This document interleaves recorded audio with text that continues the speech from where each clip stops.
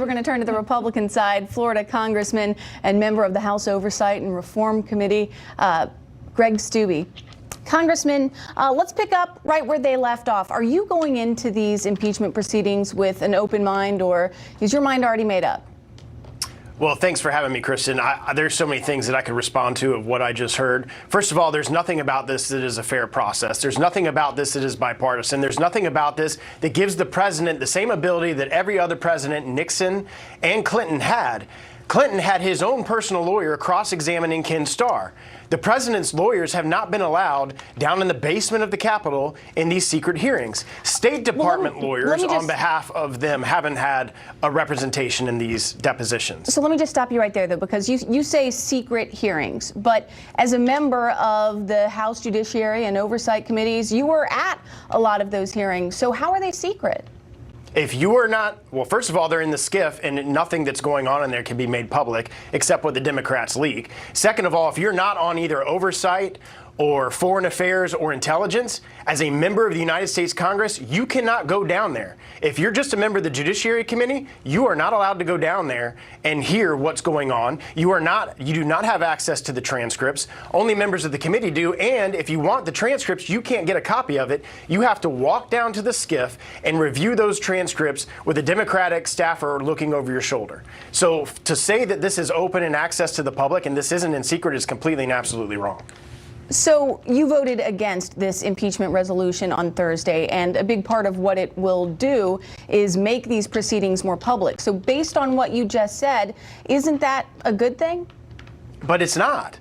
Just today, they're having another deposition. Next week, they're having more depositions in the SCIF where the public can't hear what's going on. But where eventually, the president the goal is to make it more public, right? Well, that's what they've told us, but they've been having these interviews for 3 weeks. So all of the different transcripts that have gone on to this point, all of us have called on Chairman Schiff to release all these transcripts so that the American public and other members of Congress who aren't on those committees can actually read the entirety of what's been said in these depositions. There is a new report today in the Washington Post that says that a growing number of Senate Republicans are ready to acknowledge that there was a quid pro quo, but that it was not illegal. Are you ready to acknowledge that there was a quid pro quo? Look, I go back to the transcript. I have read the transcript. If I encourage every American to read the transcript, there's not a quid pro quo in the transcript. Sondland and others in their opening testimony have testified that has been made public. They've testified that the president was very adamant that there not be a quid pro quo. Others have testified, though, that there was a quid pro quo.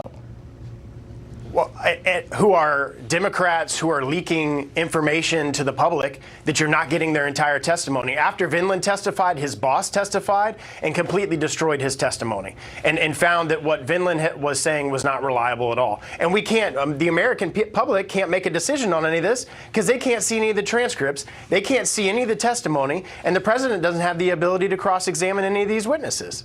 It's not how impeachment should be handled, and it's not how it's been handled in the past. But you do have insight. As a member of these committees, you do have more insight than the American public.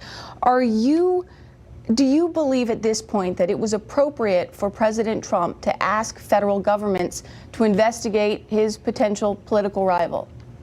Again, I go back to the transcript. I've read the transcript. I don't find anything that is a high crime or misdemeanor that is an impeachable offense in that transcript. So you don't think it was, you think it was appropriate for him, for what he said on that transcript, what he asked the president of Ukraine to do. You think that was all appropriate? If we have American citizens who are in foreign countries committing crimes in those foreign countries absolutely should be investigating those crimes in their country of American citizens committing crimes in their country. So I go back to my initial question here, and it's as these impeachment proceedings pick up, it sounds to me like your mind is pretty much already made up. Is there anything that you can learn in these impeachment proceedings that might change your mind, or are you pretty dug in?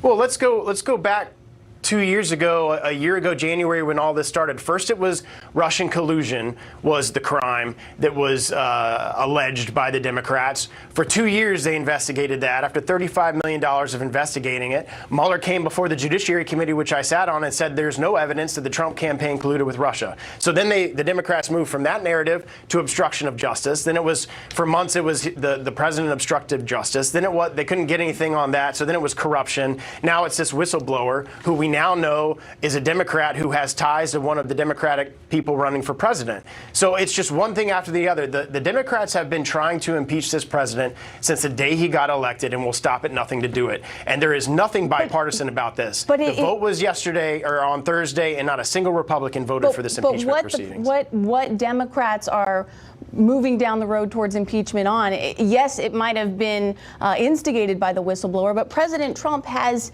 admitted to a lot of these things multiple times. And his chief of staff even essentially said that there was a quid pro quo, even though he walked it back. So I guess my final question here, as we go forward, what is the one thing that you want? What would you like to get out in terms of messaging from the White House and the president? What are you hoping that they do and say to help make your case going forward?